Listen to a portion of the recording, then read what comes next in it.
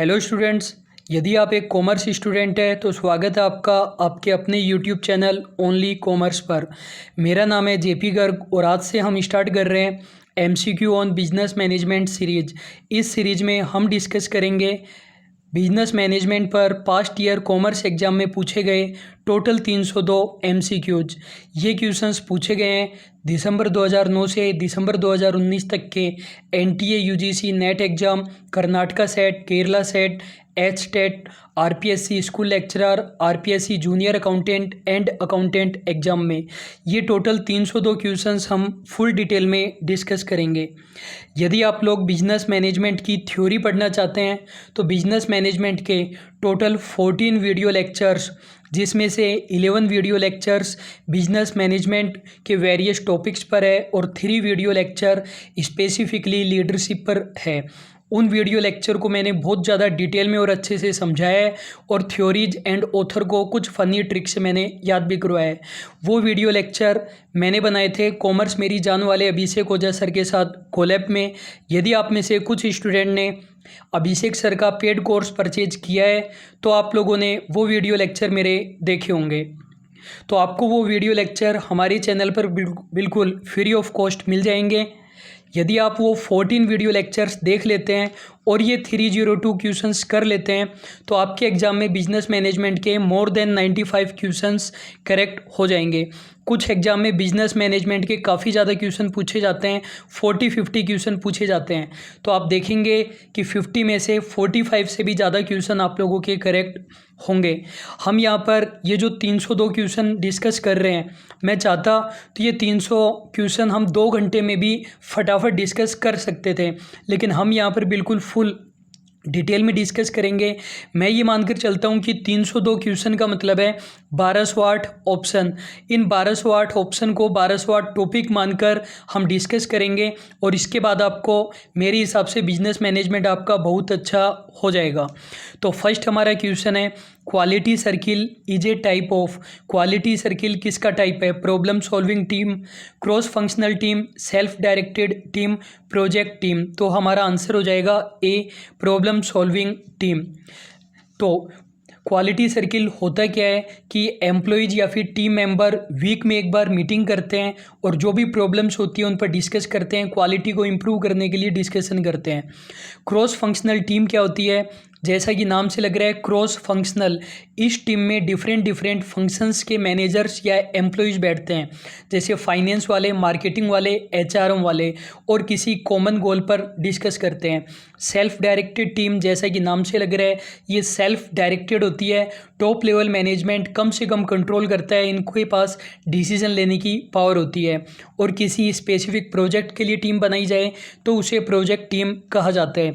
I hope आपको समझ में आ गया होगा कि क्वालिटी सर्किल को प्रॉब्लम सॉल्विंग टीम क्यों कहा जाता है। सेकंड क्वेश्चन है हमारा, इस सीरीज में हम बिजनेस मैनेजमेंट के लीडरशिप के क्वेश्चन डिस्कस करेंगे और जो कंपनी लॉ के क्वेश्चन है अदर देन कंपनी ऑडिटिंग, वो भी हम इसी सीरीज में डिस्कस करेंगे। और मैं आपको बता दूं कि एचआरएम के क्वेश्चन हम अलग सीरीज में डिस्कस कर रहे हैं।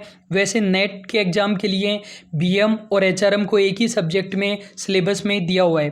Question number second, in e commerce one of the key design element of an effective website community refers to. ये बोल रहा है ई कॉमर्स में बढ़िया वेबसाइट कब कहा जाएगा?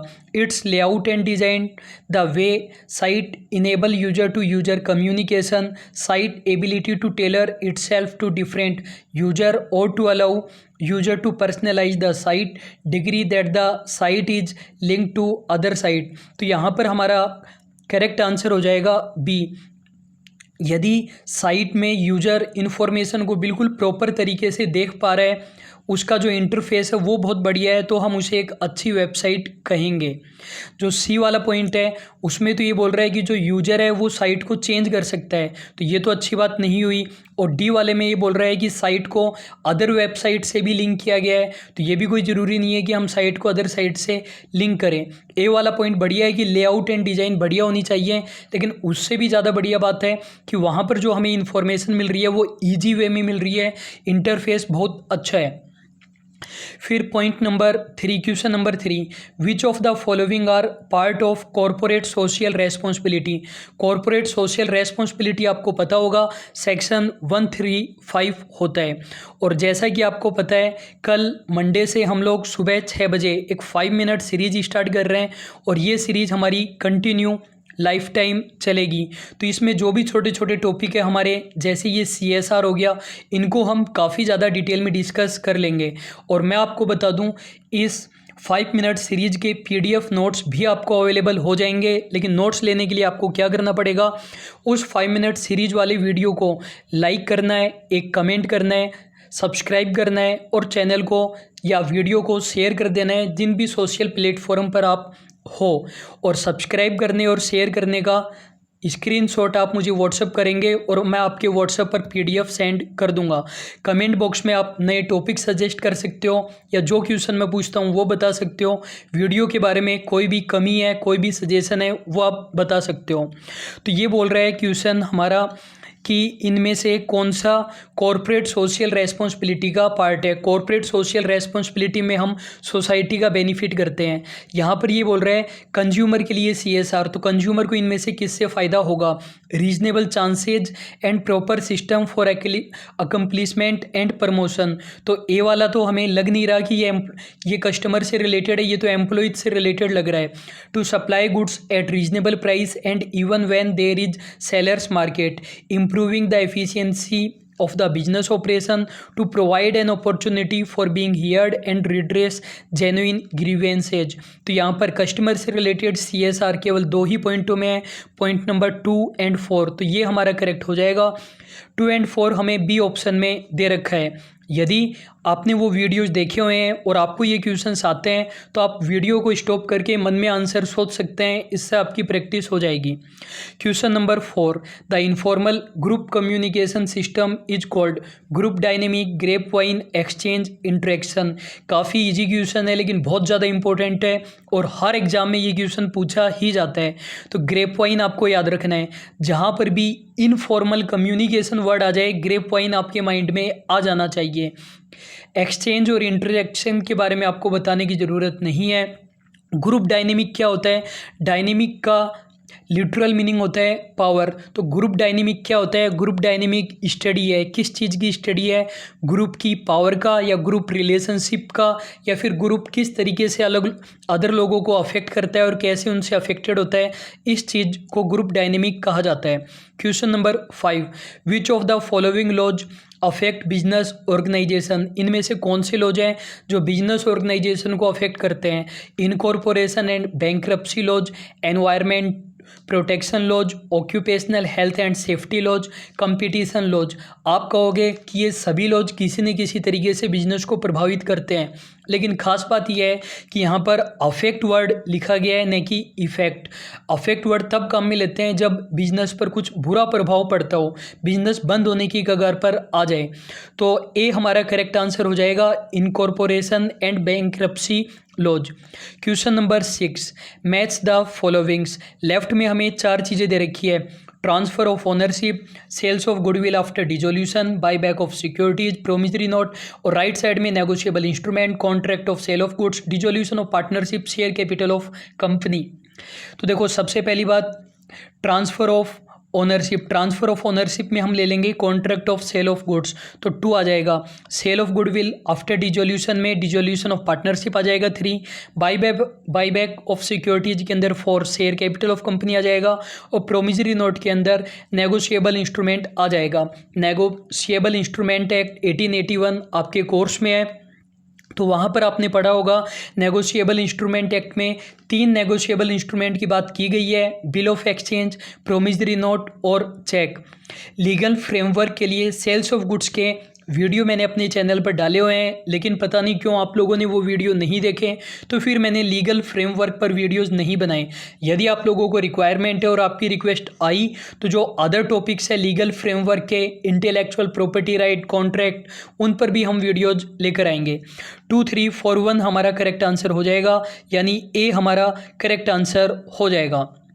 नेक्स्ट हमारा क्वेश्चन है question number 7, following are the events which generally happen in the life of a public limited company. Public limited company की लाइफ में ये सभी इवेंट्स होती है। कोड देखकर हमें पता चल रहा है कि इन इवेंट्स को हमें सीक्वेंस में करना है। Public issue of share, firm incorporation, preliminary expenditure, issue of equity share to promoters of the company. तो सबसे पहले क्या होगा, प्रीलिमिनरी एक्सपेंडिचर होंगे। उसके बाद हमें फर्म का इनकॉर्पोरेशन कराना पड़ेगा। उसके बाद हम प्रमोटर को शेयर इशू कर सकते हैं। उसके बाद में पब्लिक इशू ऑफ शेयर होगा, CBDA हमारा आंसर हो जाएगा। तो CBDA हमें किस में दे रखा है, डी ऑप्शन में हमें दे रखा है, तो ये करेक्ट आंसर हो जाएगा। आप पहले मेरे को एक चीज़ बता दीजिए, इनकॉर्पोरेशन किसे कहते हैं? इनकॉर्पोरेशन से आप क्या समझते हो? इनकॉर्पोरेशन का मतलब होता है रजिस्ट्रेशन, लेकिन रजिस्ट्रेशन को इनकॉर्पोरेशन तभी कहेंगे जब हम as a body corporate registration करवा रहे हैं किसी फर्म का। जब हम किसी फर्म को आर्टिफिशियल पर्सन या बॉडी कॉरपोरेट के रूप में रजिस्टर्ड करवा रहे हैं तो रजिस्ट्रेशन प्रोसेस को इनकॉर्पोरेशन कहा जाता है। जैसे हम पार्टनरशिप फर्म को रजिस्टर्ड करवाएंगे तो इनकॉर्पोरेशन नहीं कहेंगे, लेकिन कंपनी, ट्रस्ट, क्लब, सोसाइटी इनको करवाएंगे तो इनकॉर्पोरेशन वर्ड काम में लेंगे। Question number 8, in the recent years the major gain in logistical efficiency have come from which of the following. Logistically efficiency जो इम्प्रूव हुई है इनमें से कौन से रीज़न की वजह से हुई है? लॉजिस्टिकली एफिशिएंसी का मतलब गुड्स की डिलीवरी वगैरह करना, advances in information technology, reduction in petroleum prices, fast order processing, increase in production of commercial vehicle. तो हमारा करेक्ट आंसर हो जाएगा ए। जो भी फ्लिपकार्ट, अमेजोन वगैरह है वो इंफॉर्मेशन टेक्नोलॉजी इंप्रूव होने के कारण ही चल रही है। इवन हमारा चैनल, जैसे ही आप लोग नोट्स वगैरह मंगवाते हो तो पेमेंट करने के अगले दिन ही मैं आपको ट्रैकिंग ID व्हाट्सअप कर देता हूँ। तो जो इंफॉर्मेशन टेक्नोलॉजी हमारी डेवलप हुई है उससे लॉजिस्टिकली एफिशिएंसी भी इम्प्रूव हो चुकी है। Question number 9, the theory that explain the formation of informal group are to include which of the following. Informal group create होने से रिलेटेड इनमें से कौन सी थ्योरी है? प्रोपिनक्यूटी थ्योरी, सिमिलरिटी और balance theory, displacement theory, need for achievement theory. Student, जैसा कि मैंने आपको बताया हुआ है कि जो मेरे 14 वीडियोज है 11 बिजनेस मैनेजमेंट के एंड 3 लीडरशिप के आपने नहीं देखे हैं तो ज़रूर देख लेना वो वीडियोज। और ये 300 क्वेश्चंस करने के बाद में मेरा विश्वास है आप 95% से ज़्यादा क्वेश्चंस को करेक्ट करोगे। तो देखो, पहली बात तो इनफॉर्मल ग्रुप क्रिएट होना क्या होता है? 2 प्रकार के ग्रुप होते हैं, फॉर्मल, इनफॉर्मल। फॉर्मल ग्रुप क्या होते हैं? जो काम की चीज़ें करने के लिए बनाए जाते हैं वो फॉर्मल ग्रुप होते हैं। तो मैनेजमेंट क्रिएट करता है फॉर्मल ग्रुप को कुछ ऑर्गेनाइजेशनल वर्क को अचीव करने के लिए। और इनफॉर्मल ग्रुप क्या होते हैं? मैनेजमेंट इनको क्रिएट नहीं करता, ये अपने आप क्रिएट हो जाते हैं। और क्यों क्रिएट होते हैं? साइकोलॉजिकल सेटिस्फैक्शन के लिए। जैसे हर क्लास में, हर ऑर्गेनाइजेशन में, हर डिपार्टमेंट में स्टूडेंट का, एम्प्लॉयज़ का कुछ ग्रुप बन जाता है। और वो ग्रुप क्यों बनाए? मटर गश्ती करने के लिए, बात करने के लिए, साइकोलॉजिकल सेटिस्फैक्शन के लिए। इनफॉर्मल ग्रुप से ऑर्गेनाइजेशन को फ़ायदा है या फिर नुकसान है? तो जनरली आपको ये मानकर चलना है कि नुकसान है। वैसे इनफॉर्मल ग्रुप के बेनिफिट्स भी होते हैं। नुकसान क्या होता है? ये इनफॉर्मल ग्रुप र्यूमर्स फैलाता है और अपनी यूनियन क्रिएट करता है, मैनेजमेंट का विरोध करता है। तो यहाँ पर ये 4 थ्योरी है जो इनफॉर्मल ग्रुप क्रिएट करने से रिलेटेड है। बताना है कि कौन सी थ्योरी है इनफॉर्मल ग्रुप से रिलेटेड। सबसे पहली बात, प्रोपिनक्यूटी थ्योरी। प्रोपिनक्यूटी थ्योरी क्या कहती है? ये कहती है कि जब लोग जियोग्राफिकल पास होते हैं, फिजिकल डिस्टेंस लोगों में कम होती है तो ग्रुप बनते ही है। तो आपको बिल्कुल सही पता है, क्लास में जो स्टूडेंट पास में बैठते हैं, एक ही लाइन में बैठते हैं, उनमें ग्रुप ज़्यादा क्रिएट होगा बजाय दूर बैठने के। आप कहीं पर भी जॉब करते हो तो जो एम्प्लॉयज़ आपके पास में बैठते हैं, आपके डिपार्टमेंट में है, उनमें ग्रुप क्रिएट हो ही जाएगा, मित्रता हो जाएगी। सिमिलरिटी और बैलेंस थ्योरी क्या होती है? ये थ्योरी ये कहती है कि जब लोगों में सिमिलरिटी होती है, किसी भी तरीके की सिमिलरिटी हो, कल्चरल सिमिलरिटी हो, तो लोगों में ग्रुप क्रिएट हो जाता है। फिर डिस्प्लेसमेंट थ्योरी क्या कहती है? देखो, जो हमारा इस क्वेश्चन का आंसर है वो केवल 1 और 2 आएगा, बी हमारा करेक्ट आंसर हो जाएगा। 3 और 4 हमारा इनफॉर्मल ग्रुप से रिलेटेड नहीं है। स्टूडेंट देखो, स्टडी करने के दो मेथड होते हैं, आप लोगों ने नाम सुना होगा, deductive method and inductive method. Deductive method क्या होता है, जो जनरल टू स्पेसिफिक जाता है, और इंडक्टिव मेथड क्या होता है, जो स्पेसिफिक टू जनरल जाता है। अभी जो हम क्वेश्चन से थ्योरी की तरफ जा रहे हैं, इस मेथड को क्या कहते हैं, इंडक्टिव मेथड। और आप पहले थ्योरी पढ़ो, उसके बाद क्वेश्चन करो, तो उसे डिडक्टिव मेथड कहते हैं। तो यहाँ पर हम क्वेश्चन कर रहे हैं और उनसे हम जो भी टॉपिक हमारे निकल सकते हैं वो हम देख लेंगे। तो यहाँ पर जो 4 टॉपिक है वही हम डिस्कस कर सकते हैं। यदि 8 पॉइंट अगर इसमें होते हैं तो वो 8 पॉइंट डिस्कस हम तभी कर पाते हैं जब हम डिडक्टिव मेथड से पढ़ रहे होते हैं। अब हम बात करते हैं तीसरे पॉइंट की, डिस्प्लेसमेंट थ्योरी। डिस्प्लेसमेंट थ्योरी देखो, वैसे बिजनेस मैनेजमेंट से दूर दूर तक भी कनेक्टेड नहीं है। डिस्प्लेसमेंट थ्योरी रिलेटेड है, साइकोलॉजी से रिलेटेड है। तो डिस्प्लेसमेंट थ्योरी में क्या होता है, देखो इंसान के पास बहुत सारी प्रॉब्लम्स आती है, बहुत सारे स्ट्रेस होते हैं, बहुत सारी डिफ़िकल्ट सिचुएशंस आती है। तो जो इंसान का दिल है, दिमाग है, वो खुद को बेवकूफ़ बनाने की कोशिश करता है, ऑल इज वेल कहता है। तो यहाँ पर इंसान कुछ डिफेंस मैकेनिज्म काम में लेता है। अगर इंसान डिफेंस मैकेनिज्म काम में नहीं लेगा तो वो पागल हो जाएगा या फिर सुसाइड कर लेगा। तो डिस्प्लेसमेंट थ्योरी में इंसान स्ट्रेस को कैसे दूर करता है, जैसे ऑफिस में आपको बॉस से डांट पड़ी, चाहे गवर्नमेंट जॉब हो चाहे प्राइवेट हो, कहीं ना कहीं तो किसी न किसी की सुननी पड़ती है। तो डिस्प्लेसमेंट में क्या होगा, आप घर पर आकर बच्चों को आपने डांट दिया, बीवी को डांट दिया, बीवी को तो खैर मत डांटना। तो डिस्प्लेसमेंट थ्योरी ये होती है कि आपने एक जगह की इमोशंस को दूसरी जगह निकाल दिया। फिर need for achievement theory. Need for achievement theory क्या होती है, देखो मैकक्लिंड ने ये थ्योरी दी थी। मैकक्लिंड की थ्योरी का क्या नाम है, 3 नीड थ्योरी इसका नाम है। और मैकक्लिंड ने 3 नीड कौन कौन सी बताई, अचीवमेंट नीड बताई, पावर बताया और एफिलिएशन बताया। क्या क्या बताया, अचीवमेंट, पावर और एफिलिएशन। अचीवमेंट आप पता ही है, उपलब्धियां, पावर और एफिलिएशन यानी रिलेशन। तो इन्होंने बताया कि जो भी मैनेजर या कोई भी लीडर काम करता है तो बस इन 3 नीड की वजह से करता है। और जो एफिशिएंट मैनेजर, एफिशिएंट लीडर होते हैं वो तो केवल 2 ही वजह से काम करते हैं, एक अचीवमेंट और एक पावर। यदि कोई एफिलिएशन, रिलेशन को अहमियत दे रहा है तो वो बेवकूफ़ है, ऐसा मैकक्लिंड ने माना। तो आई होप आपको ये सभी पॉइंट अच्छे से समझ में आ गए होंगे। जो स्टूडेंट लाइव नहीं देख रहे हैं उनको मैं बता दूं, डेली हमारी लाइव क्लास होती है दोपहर में 2:30 बजे और सुबह 6 बजे। वहां पर आप लाइव चैट के थ्रू मुझसे कम्युनिकेशन कर सकते हो। Question number 10, which of the following sections of companies act 2013 facilitates amalgamation, absorption and reconstruction of companies. जैसे कि मैंने आपको बताया, कंपनी लॉ के क्वेश्चन भी मैंने बिजनेस मैनेजमेंट में ही इंक्लूड कर दिए हैं, other than company auditing. Company auditing को हम अलग से डिस्कस करेंगे।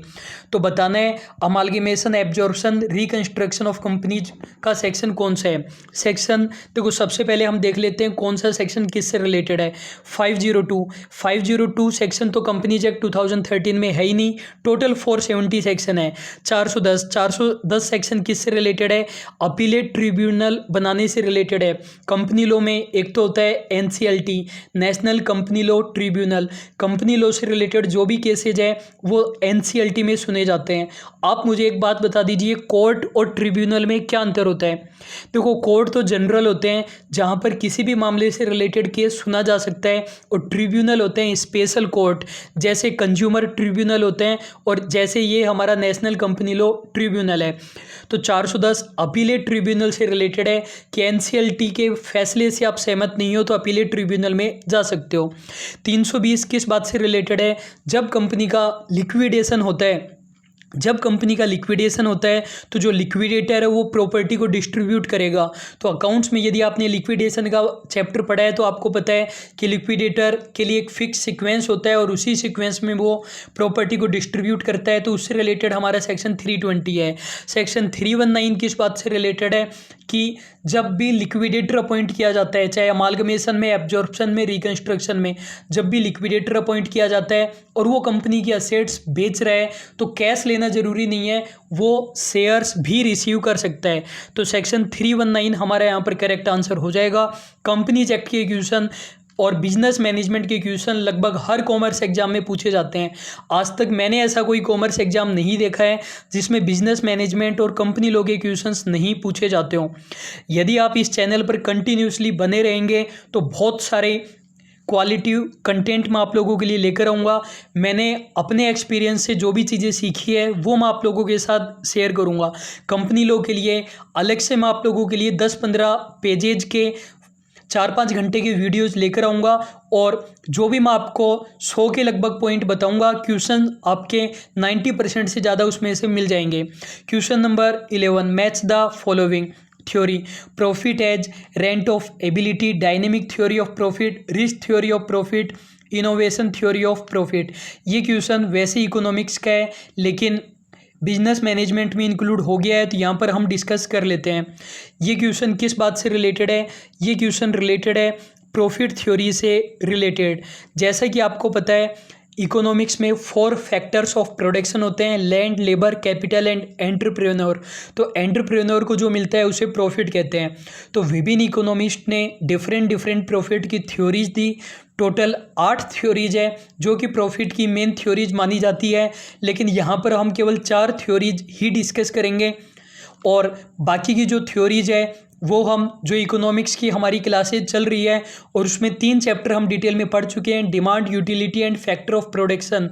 और 2 चैप्टर हमारे आने बाकी है, एक तो मार्केट वाला चैप्टर, एक कॉस्ट फंक्शन। इसके अलावा कुछ रामबाण वीडियो जाएंगे तो वहाँ पर हम डिस्कस कर लेंगे। सबसे पहले हम बात करते हैं profit as rent of ability. ये वाली थ्योरी किसने दी थी? ये वाली थ्योरी दी थी फ्रांसिस वॉकर ने, मतलब 4 हमारा करेक्ट हो जाएगा। ये थ्योरी क्या कहती है कि एंटरप्रेन्योर को जो प्रॉफिट मिलता है वो वैसे ही है जैसे लैंड का रेंट होता है। जैसे लैंड को रेंट मिलता है वैसे ही प्रॉफिट है वो एंटरप्रेन्योर को उसकी एबिलिटी के कारण मिलता है। एक वर्ड होता है मार्जिनल लैंड। मार्जिनल लैंड क्या होती है? ऐसी लैंड जिससे कोई मार्जिनल प्रोडक्टिविटी नहीं होती, तो वहाँ पर रेंट नहीं मिलता है या बहुत कम रेंट मिलता है। इसी तरीके से यदि कोई एंटरप्रेन्योर है उसमें कोई भी एबिलिटी नहीं है तो उसे प्रॉफिट नहीं मिलेगा, बस मैनेज करने के कारण थोड़ी बहुत सैलरी मिलेगी। डायनेमिक थ्योरी ऑफ प्रॉफिट किसने दी थी? ये जेबी क्लार्क ने दी थी। तो 3 हमारा करेक्ट आंसर हो जाएगा। जेबी क्लार्क ने क्या बोला कि प्रॉफिट क्या होता है? Profit is equal to price minus cost. तो उन्होंने बोला कि हम प्रोडक्शन करेंगे तो प्रोडक्शन की कुछ कॉस्ट आएगी, कॉस्ट आई 50 रुपये, और उसकी कुछ मार्केट प्राइस होगी, प्राइस है 70 रुपये, जो दोनों का अंतर है वही प्रॉफिट है। डायनेमिक थ्योरी क्यों कहते हैं? तो इन्होंने बोला यदि इकोनॉमी डायनेमिक है तो ही प्रॉफिट होगा। यदि इकोनॉमी स्टेबल है, बिल्कुल परफेक्ट कंपटीशन है, जितनी डिमांड है उतनी ही सप्लाई है, तो कुछ भी प्रॉफिट नहीं होगा, कॉस्ट पर ही हमें गुड्स बेचना पड़ेगा। फिर रिस्क थ्योरी ऑफ प्रॉफिट, ये किसने दी थी? ये हावले ने दी थी। तो 1 हमारा करेक्ट आंसर हो जाएगा। ज़्यादा कुछ समझाने का नहीं है। प्रॉफिट क्या है? रिस्क जो लेता है उसका जो रिवार्ड मिलता है उसे ही प्रॉफिट कहते हैं। इनोवेशन थ्योरी किसने दी? ये स्कम पीटर ने दी। तो 2 हमारा करेक्ट आंसर हो जाएगा। स्कम पीटर ने क्या बोला कि जो बिजनेसमैन नए इनोवेशन करता है उसे ही प्रॉफिट कहा जाता है। 4, 3, 1, 2 हमारा करेक्ट आंसर हो जाएगा। तो सी बिल्कुल करेक्ट आंसर हो जाएगा। स्टूडेंट, यदि आपको मेरे इन वीडियो से कुछ नया सीखने को मिल रहा है तो वीडियो को लाइक और शेयर जरूर कीजिए। Question number 12, Michael porter proposed generic strategy that provide good starting point for strategic thinking. Identify them from the below mentioned strategies. तो देखो, जो माइकल पोर्टर थे, नाम आप लोगों ने ज़रूर सुना होगा इनके। आप वो 5 फैक्टर पढ़ते हो कंपटीशन के, तो माइकल पोर्टर ने ही क्या दिया था? एक जेनेरिक स्ट्रेटजी दी थी। जेनेरिक स्ट्रेटजी में इन्होंने बिजनेस को सक्सेसफुल चलाने का तरीका बताया। तो इसमें इन्होंने ना 3 चीज़ें बताई। क्या क्या बताई? एक तो इन्होंने बताया कॉस्ट लीडरशिप। कॉस्ट लीडरशिप का मतलब क्या है कि आप अपनी कॉस्ट कम से कम करने की कोशिश करो। यदि आप कॉस्ट कम से कम को नहीं कर पाओगे तो आपका बिजनेस बंद हो जाएगा।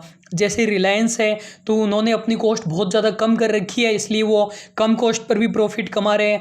जो आइडिया, एयरटेल वगैरह है वो नहीं कर पा रहे तो फिर वो बंद हो जाएंगे। दूसरी चीज़ इन्होंने बताई डिफ्रेंसिएशन। डिफ्रेंसिएशन क्या होता है कि आप यूनिक प्रोडक्ट लेकर आओ। आप भी वही चीज़ लेकर आ रहे हो जो मार्केट में बाकी लोग दे रहे हैं, तो आपका प्रोडक्ट नहीं चलेगा। मुझे पता है बिजनेस मैनेजमेंट के बहुत सारे लोगों ने वीडियोज़ बना रखे हैं, फिर आप लोग मेरा वीडियोज़ क्यों देखोगे? जब आपको पता चलेगा कि आपको कुछ एक्स्ट्रा मिल रहा है, अपना प्रोडक्ट बाकी लोगों से डिफरेंट है, तभी आप देखोगे, तभी हम लॉन्ग टर्म में सक्सेस हो सकते हैं। तीसरी बात है फोकस। तो हमें फोकस करना चाहिए। आगे जाकर माइकल पोर्टर ने फोकस को दो चीज़ों में डिवाइड कर दिया। एक कर दिया इन्होंने कॉस्ट में, कॉस्ट को कम करने पर फोकस करना, और एक डिफरेंशिएशन, प्रोडक्ट को डिफरेंशिएट करने पर फोकस करना। तो तीन चीज़ें जेनेरिक स्ट्रेटेजी में माइकल पोर्टर ने बताई: cost, leadership, differentiation and focus. क्या नहीं बताया ये हमको इस क्वेश्चन में बताना है। इनोवेशन नहीं बताया। क्या बताना है? जो बताया वो बताना है हमें। तो 1, 3, 4 हमारा करेक्ट आंसर हो जाएगा। तो बी हमारा बिल्कुल करेक्ट आंसर है। अगला हमारा नेक्स्ट क्वेश्चन है, स्टूडेंट यदि कंपटीशन एग्जाम में आप ये मानते हो कि आप लोगों को कंप्लीट नॉलेज मिल चुकी है और आप किसी सब्जेक्ट का कोर्स कंप्लीट कर चुके हो, तो आपकी ग्रोथ वहीं पर रुक चुकी है, और आपने यदि कोई एग्ज़ाम क्लियर कर लिया है तो अच्छी बात, उसके बाद आप कोई बड़ा एग्ज़ाम क्लियर नहीं कर सकते। जो नॉलेज है वो कंटिन्यूसली आपको बढ़ाते रहना पड़ेगा। कोर्स आपका कभी कंप्लीट नहीं होगा। नई चीज़ें आप जोड़ते जाइए। जब मैं आप लोगों को डेली पढ़ाता हूँ तो डेली मुझे कुछ नया सीखने को मिलता है, और मैं ये मानता हूँ आपको भी कुछ डेली नया सीखने को मिलता होगा। यदि आप लोग नोट्स परचेज करना चाहते हो तो कर सकते हो, और नहीं करना चाहते तो सबसे बेस्ट है सेल्फ नोट्स। हर सब्जेक्ट का अलग अलग रजिस्टर बनाइए, और जो भी नया पता चलिए वो ऐड करते जाइए। Question number 13, maximisation of firms growth rate subject to managerial and financial constraints as one of the important alternative objective of specially large business corporation was pleaded by. मैंने पहले कुछ न्यू क्वेश्चंस लिए हैं इस series में। जैसा कि आप देख रहे हो दिसंबर 2019 के क्वेश्चन चल रहे हैं, और 13 क्वेश्चंस हो चुके हैं। कहने का मतलब इतने सारे क्वेश्चंस आते हैं बिजनेस मैनेजमेंट के। यदि आपके ये 13 क्वेश्चंस सही हो जाते हैं तो मेरा ये मानना है कि आप में से 80%, कम से कम 80% स्टूडेंट का नेट का एग्ज़ाम क्लियर हो चुका होता। और बिल्कुल नए क्वेश्चन है ये, आप देखोगे तो ये क्वेश्चन आपको किसी भी एग्जाम में नहीं मिलेगा। तो हम ये मानकर चलते हैं कि ये जो 302 क्वेश्चन हम करेंगे, हो सकता है इनमें से क्वेश्चन रिपीट नहीं हो, लेकिन हमारे जो 1208 ऑप्शन है उसमें से 80% क्वेश्चन हमारे ज़रूर रिपीट होंगे, ये आप देख लेना। तो देखो ये क्वेश्चन किस बारे में बात कर रहे हैं। देखो आपको पता है कि बिजनेस के ऑब्जेक्टिव होते हैं। बिजनेस के ऑब्जेक्टिव दो प्रकार के होते हैं, एक होते हैं क्लासिकल ऑब्जेक्टिव, एक होते हैं modern objective. Classical objective of business क्या होते हैं? प्रॉफिट कमाना। आप लोगों को पता ही है कि पुराने लोग क्या मानकर चलते थे कि प्रॉफिट कमाना ही बिजनेस का मेन ऑब्जेक्टिव है, लेकिन फिर कुछ मॉडर्न इकोनॉमिस्ट आए, कुछ मॉडर्न ऑथर्स आए, उन्होंने बताया कि यदि आप प्रॉफिट पर फोकस करोगे तो लॉन्ग टर्म में आपका बिजनेस नहीं चलेगा, बंद हो जाएगा। लॉन्ग टर्म में सक्सेसफुल चलने के लिए आपको कुछ मॉडर्न ऑब्जेक्टिव भी ध्यान रखने पड़ेंगे। मॉडर्न ऑब्जेक्टिव का ही दूसरा नाम है अल्टरनेटिव ऑब्जेक्टिव ऑफ बिजनेस। तो ये क्वेश्चन हमारा किस बात से रिलेटेड है? अल्टरनेटिव ऑब्जेक्टिव ऑफ बिजनेस से रिलेटेड है। तो वैसे टोटल 8 पॉइंट होते हैं, टोटल 8 थ्योरीज है जो अल्टरनेटिव ऑब्जेक्टिव ऑफ बिजनेस से रिलेटेड है, लेकिन हम यहाँ पर केवल इन 4 पॉइंटों के बारे में ही डिस्कस करेंगे। बाकी के पॉइंट डिटेल वीडियो में आपको मिल जाएंगे, या फिर सुबह जो हमारी 6 AM पर क्लास चल रही है वहाँ पर हम डिस्कस कर लेंगे, या कभी रामबाण वीडियो में हम डिस्कस कर लेंगे। मिल्टन फ्राइडमैन की बात करते हैं। मिल्टन फ्राइडमैन ने एक बहुत ज़्यादा कंट्रोवर्शियल स्टेटमेंट दिया था। इन्होंने बोला कि बिजनेस का सोल पर्पज होता है शेयर होल्डर के लिए प्रॉफिट कमाना। तो कहने का मतलब इन्होंने तो अल्टरनेटिव ऑब्जेक्टिव की बात ही नहीं की, ये तो वही क्लासिकल ऑब्जेक्टिव पर अटके रहे। काफ़ी ज़्यादा आलोचना इनकी हुई। फिर हम बात करते हैं रॉबिन मैरिस की। रॉबिन मैरिस ने देखो क्या बोला कि बिजनेस का ऑब्जेक्टिव होता है ग्रोथ रेट को अचीव करना। आप ये मत देखो कितने करोड़ का प्रॉफिट कमा रहे हो, आप ये देखो पिछले साल से ज़्यादा प्रॉफिट आप कमा रहे हो कि नहीं कमा रहे हो। ग्रोथ रेट ही आपका ऑब्जेक्टिव होना चाहिए। फिर देखो साइयर्ट एंड मार्च ने और साइमन ने दोनों ने ही सेटिस्फाइंग थ्योरी दी, satisficing behavioural theory. Satisficing behavioural theory में क्या हुआ, देखो साइमन ने क्या बोला, साइमन ने तो ये बोला कि आप एक टारगेट डिसाइड कर लो कि कितने में आपका पेट भर जाएगा, कितने में आपको सेटिस्फैक्शन मिल जाएगा। जैसे आपने डिसाइड कर लिया कि मैं मंथली 1 लाख रुपए कमाता हूँ, तो अपना चैनल बहुत बढ़िया चल रहा है, अपन को ये नहीं देखना कि मेरा साथी मित्र कितने कमा रहा है, मैं नहीं देखूंगा, इतने में मेरा काम चल रहा है। तो हर्बर्ट साइमन ने क्या बोला कि आप अपना एक टारगेट डिसाइड कर लो, एक अचीवमेंट डिसाइड कर लो और उस पर आप सेटिस्फाई हो जाओ। और साइबर्ट एंड मार्च ने सेटिस्फाइंग थ्योरी में क्या बोला कि बिजनेस का पर्पज होना चाहिए जो भी स्टेक होल्डर है उनको सेटिस्फाई करना। यदि मेरे इस वीडियो लेक्चर से मेरे जो स्टेक होल्डर है वो सेटिस्फाई है, मेरे कौन कौन स्टेक होल्डर हो सकते हैं, सबसे मेन स्टेक होल्डर आप लोगों को यदि वीडियो बढ़िया लग रहा है और मैं प्रॉफिट नहीं भी कमा रहा हूँ तो लॉन्ग टर्म में हमें सक्सेस मिलेगा। और कौन स्टेक होल्डर हो सकते हैं, यूट्यूब हो सकता है, यूट्यूब को मेरे वीडियो से प्रॉब्लम नहीं है, कम्युनिटी स्ट्राइक नहीं आती है, अदर यूट्यूबर्स को कोई प्रॉब्लम नहीं है, मैं उनका कॉपी नहीं करता हूँ, तो उन सभी स्टेक होल्डर यदि सेटिस्फाई है तो बिजनेस का पर्पज अचीव हो रहा है। क्वेश्चन में किसकी बात कर रहा है, ग्रोथ रेट की, तो इसकी बात किसने की थी, रॉबिन मैरिस ने इसकी बात की थी। इन्होंने क्या बोला, बिजनेस का पर्पज होना चाहिए ग्रोथ रेट बढ़ाना, लेकिन ये तो नहीं ग्रोथ रेट कितनी भी कर देंगे, कुछ रेस्ट्रिक्शन रहेंगे। रेस्ट्रिक्शन किस चीज़ के रहेंगे, हमारे पास फाइनेंशियल रिसोर्सेज कम रहेंगे और मैनेजरियल रेस्ट्रिक्शन भी रहेंगे, तो उन रेस्ट्रिक्शन के अंदर रहकर ग्रोथ रेट को अचीव करना।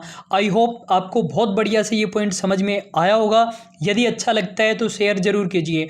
Question number 14, which of the following is not a factor contributing to a MBO programme failure. MBO आप लोगों को पता होगा, मैनेजमेंट बाय ऑब्जेक्टिव, काफ़ी ज़्यादा क्वेश्चन आते हैं MBO के। आगे हम डिटेल में इसको डिस्कस करेंगे, पोस्टमार्टम करेंगे हम MBO का। आज पहले ही हम कुछ चीज़ें काफ़ी डिटेल में डिस्कस कर चुके हैं। तो ये बोल रहा है जो MBO प्रोग्राम है वो फेल हो जाता है, इनमें से कौन से रीज़न के कारण फेल नहीं होता है, तो 3 चीज़ों के कारण फेल होता है, एक के कारण फेल नहीं होता है। पॉजिटिव वाली चीज़ हमें ढूंढनी है, नेगेटिव वाली चीज़ों को छोड़ देना है। Altering goals to meet changes in circumstances, easy goal, lack of management support, setting of unrealistically difficult goal. तो देखो C और D तो आपको साफ साफ पता चल रहा है, इससे तो प्रोग्राम फेल होगा ही होगा। A और B में से सेलेक्ट करना है, ज़्यादा बढ़िया क्या लग रहा है, A को हम सेलेक्ट करेंगे। हमें सर्कमस्टांसेज में जैसे जैसे चेंजेज होते हैं वैसे वैसे हमें हमारे गोल को चेंज जरूर करना चाहिए, इससे MBO फेल नहीं हो सकता, इससे तो सक्सेसफुल होगा। Question number 52, as per section 52 of companies act 2013 the balance in the security premium account can be used for. Security premium किस किस काम में आ सकता है ये हमें बताना है। तो सेक्शन 52 क्या कहता है, सिक्योरिटी प्रीमियम के टोटल 5 यूटिलाइजेशन होते हैं। क्या क्या, बोनस शेयर्स हम इशू कर सकते हैं। सेकंड, प्रीलिमिनरी एक्सपेंसेज को राइट ऑफ करने में हम काम में ले सकते हैं। प्रीलिमिनरी एक्सपेंसेज क्या होते हैं, वो एक्सपेंसेज जो कंपनी के इनकॉर्पोरेशन से पहले होते हैं वो प्रीलिमिनरी एक्सपेंसेज होते हैं। तीसरी बात, इशू एक्सपेंसेज ऑफ सिक्योरिटीज को राइट ऑफ करने के लिए काम में ले सकते हैं। Issue expenses like underwriting, brokerage, ये मैंने सिक्योरिटी वर्ड काम में लिया है, तो शेयर डिवेंचर दोनों के इशू एक्सपेंसेज के लिए हम काम में ले सकते हैं। Fourth, premium on redemption of preference share या फिर डिवेंचर, इसके लिए हम काम में ले सकते हैं। और fifth, buyback of equity share के लिए हम काम में ले सकते हैं। ये 5 पर्पज फिक्स है। फोर्थ वाला जो पॉइंट है इसमें हम प्रेफरेंस शेयर या डिबेंचर के प्रीमियम ऑन रिडम्पशन के लिए ही काम में ले सकते हैं। प्रेफरेंस शेयर की जो कैपिटल है जिसके लिए हम CRR बनाते हैं उसके लिए काम में नहीं ले सकते।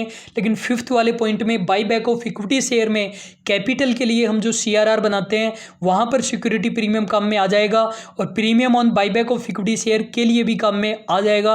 आप लोगों ने अकाउंट्स में पढ़ा होगा, बहुत जल्द हम accounts, income tax, financial management और कॉस्टिंग के भी वीडियो लेक्चर लेकर आएंगे।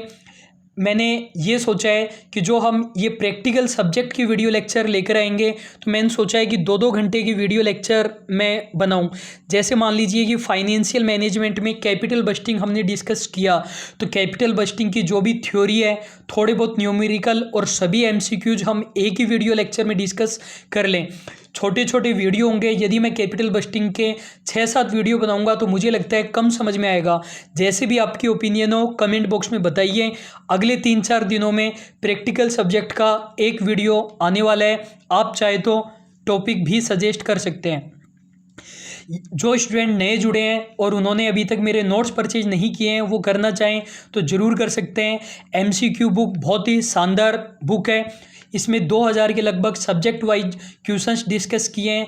जो मैं अभी आपको क्वेश्चन करा रहा हूँ वो उसी बुक का ही पार्ट है।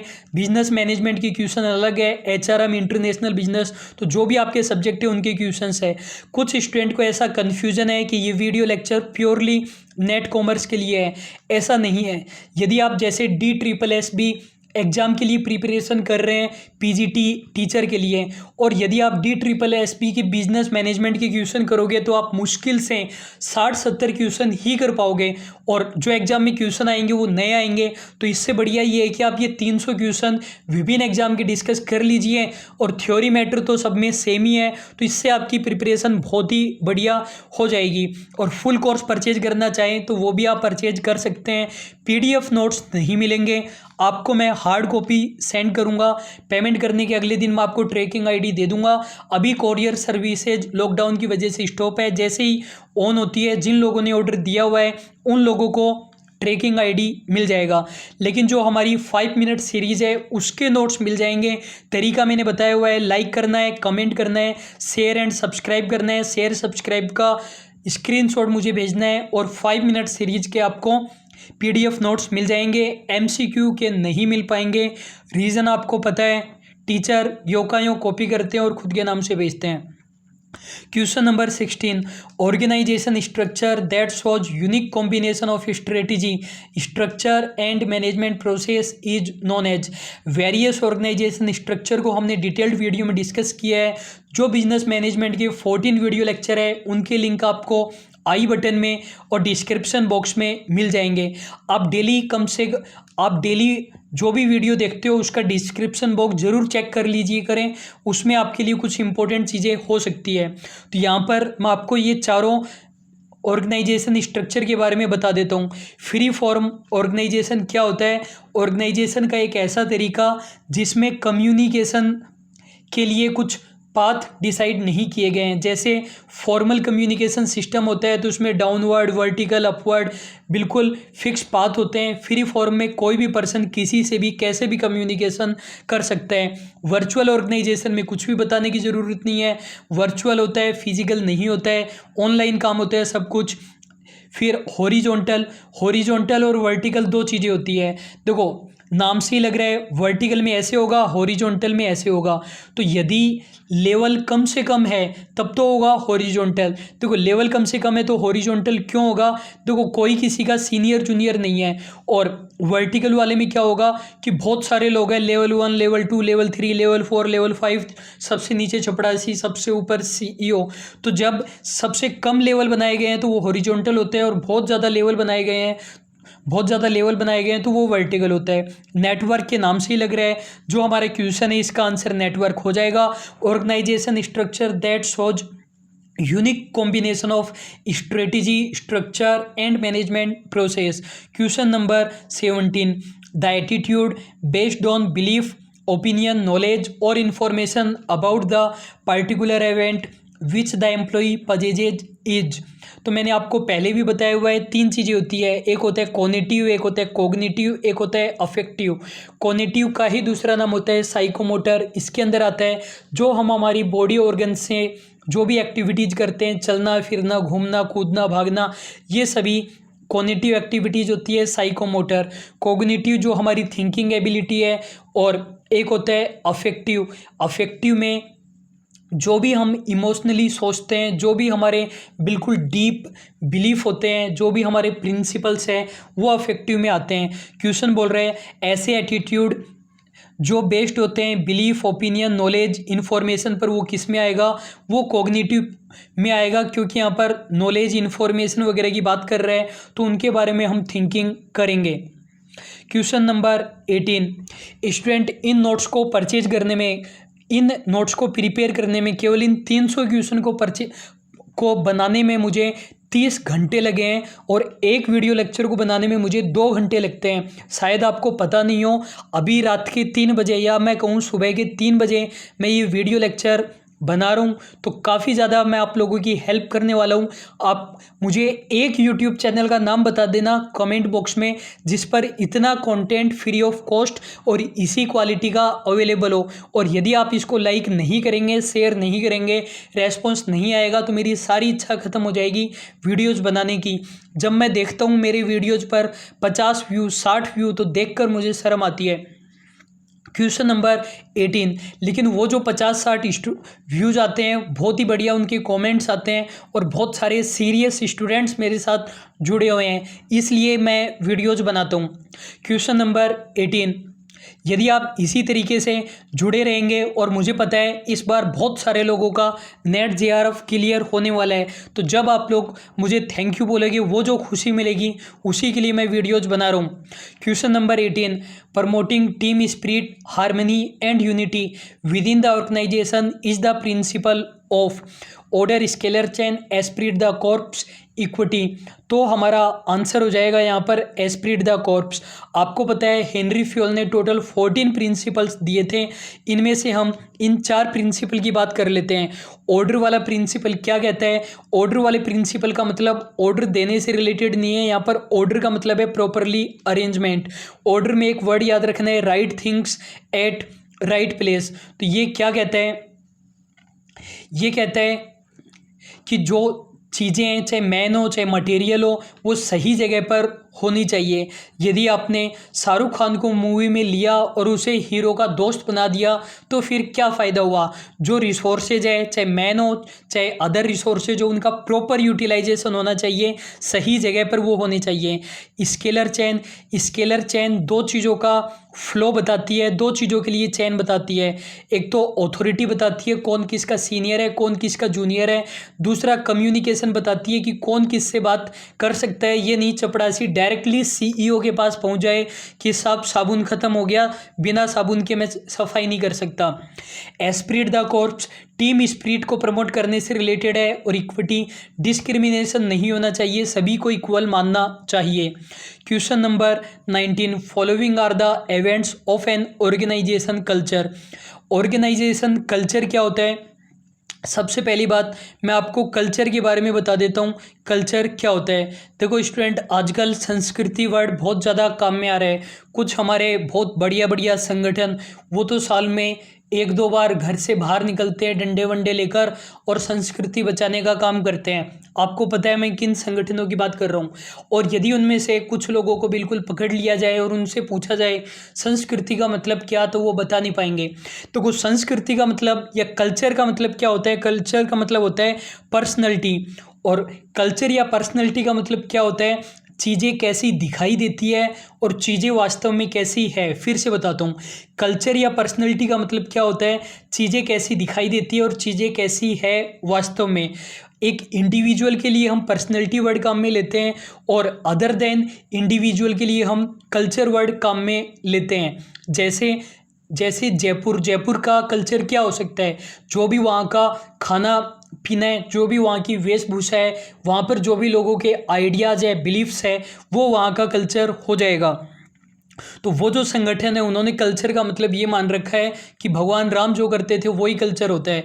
वो लोग कहेंगे कि महिलाओं को जीन्स नहीं पहननी चाहिए। कोई उनसे पूछे यदि महिलाओं को नहीं पहननी चाहिए तो पुरुष क्यों पहनते हैं? भगवान राम कभी जीन्स थोड़ी पहनते थे। यदि महिलाएं बाल नहीं कटा सकती तो जेंट्स भी बाल नहीं कटा सकते। हिंदू धर्म में तो केवल 2-3 मौक़ों पर ही बाल कटाए जाते हैं। तो आई होप आपको कल्चर का मीनिंग बिल्कुल अच्छे से समझ में आ गया होगा। और ये भी मैं उम्मीद करता हूँ आप लोग मेरी डिफरेंट ओपिनियन का सम्मान करेंगे। हो सकता है हमारी ओपिनियन अलग अलग हो, लेकिन हम एक दूसरे की ओपिनियन का सम्मान जरूर करें। यहाँ पर ये बात कर रहा है ऑर्गेनाइजेशन कल्चर की। देखो ऑर्गेनाइजेशन कल्चर का भी वही मतलब है जो किसी जगह का कल्चर होता है। ऑर्गेनाइजेशन कल्चर, यदि ऑर्गेनाइजेशन कल्चर अच्छा हो सकता है और बेकार हो सकता है। ऑर्गेनाइजेशन कल्चर को हम बढ़िया कब बोलेंगे? जब लोग मोटिवेटेड है, चेंज करना चाहते हैं, नए नए आइडियाज़ लेकर आते हैं, इनोवेशन लेकर आते हैं, टीम स्पिरिट है। तो साफ़ सफाई रहती है, चीज़ें बिल्कुल सिस्टमेटिक है, रूल्स रेगुलेशन से होता है, तो बढ़िया ऑर्गेनाइजेशन कल्चर है। और यदि ऑर्गेनाइजेशन में कुछ पता ही नहीं चल रहा कौन सा ऑफिस कहाँ पर है, लोग नेगेटिव है, चेंज को स्वीकार नहीं करते, तो नेगेटिव ऑर्गेनाइजेशन कल्चर है। जैसे जो बढ़िया स्कूल होते हैं वहाँ पर बिल्कुल सिस्टमेटिकली काम होता है, रूटीन से काम होता है, तो बढ़िया ऑर्गेनाइजेशन कल्चर है। ये बोल रहे हैं कौन कौन सी चीज़ें ऑर्गेनाइजेशन कल्चर का पार्ट है। तो हमें एक चीज़ जो नहीं है उसको पता लगाना है, तो बिल्कुल इजीली आप ये क्वेश्चन कर लोगे। जो नेगेटिव चीज़ है वो हमें बताना है। तो नेगेटिव देखना है क्या है, customer orientation and employ policies, quality orientation, directing and motivating style, decision making, product and services and responsibility to society, reaction to competitor and gratitude towards nation, role, ambiguity, create union and policies. क्या answer आएगा? Fifth हमारा answer आ जाएगा ambiguity create करना, मतलब अस्पष्टता create करना, union बनाना। ये चीज़ें तो बढ़िया ऑर्गेनाइजेशन कल्चर की फीचर नहीं है। तो फिफ्थ हमारा इसने पूछा था कौन सी चीज़ है, तो 1 2 3 4 चीज़ हमारी है, तो हमारा आंसर हो जाएगा डी, हमारा करेक्ट आंसर हो जाएगा। तो स्टूडेंट यदि आपने बिजनेस मैनेजमेंट के वो 14 लेक्चर नहीं देखे हैं जो मैंने कॉमर्स वाले अभिषेक ओझा सर के साथ कोलैब में बनाए थे, तो वो ज़रूर आप देख लेना, बिल्कुल फ्री ऑफ कॉस्ट अवेलेबल है उनको। और ये क्वेश्चंस करने के बाद में बहुत शानदार आपका एग्ज़ाम जाने वाला है। 15 के लगभग एक एग्ज़ाम में क्वेश्चन आ रहे हैं बिजनेस मैनेजमेंट के। और कल सुबह 6 बजे जो हमारी 5 मिनट सीरीज़ है वो ज़रूर देखना। यदि आप डेली देखोगे तभी हम कंटिन्यू कर पाएंगे। Question number 20 the social environment of the job affect people, it is also affected by them and not by the management alone, is the main preposition of contingency theory, system theory, classical theory, neoclassical theory of organization। पहले हम इनका meaning समझ लेते हैं। Contingency theory क्या होती है? देखो कॉन्टिजेंसी थ्योरी क्या होती है, लीडरशिप की डिफरेंट थ्योरीज होती है, उसमें से एक थ्योरी होती है contingency theory. Contingency theory of leadership क्या कहता है? ये कहता है कि अच्छा लीडर वो है जो सिचुएशन के हिसाब से खुद में चेंज लेकर आता है। वो अपने फॉलोअर्स में चेंज नहीं करता है बल्कि अपने फॉलोअर्स के अकॉर्डिंग खुद में चेंज लेकर आता है। कहने का मतलब कि जैसे एज ए टीचर ही आपको फ्यूचर में बनना है, तो आप अपने स्टूडेंट को रिव्यू करोगे कि स्टूडेंट क्या चाहते हैं, उनके अकॉर्डिंग खुद में चेंज लेकर आओगे, तभी आप एक अच्छे लीडर हो। सिस्टम थ्योरी, सिस्टम क्या होता है? सिस्टम में बहुत सारे सब सिस्टम आपस में रिलेटेड होते हैं, तो इनके अकॉर्डिंग हम ऑर्गेनाइजेशन को चलाते हैं, तो वो सिस्टम थ्योरी होती है। फिर दो चीज़ें classical, new classical. New classical का मतलब मॉडर्न, क्लासिकल का मतलब ट्रेडिशनल। कैसे समझोगे? ऐसे मान लो क्लासिकल का मतलब बुरा और न्यू क्लासिकल का मतलब बढ़िया। तो बुरे का मतलब क्या?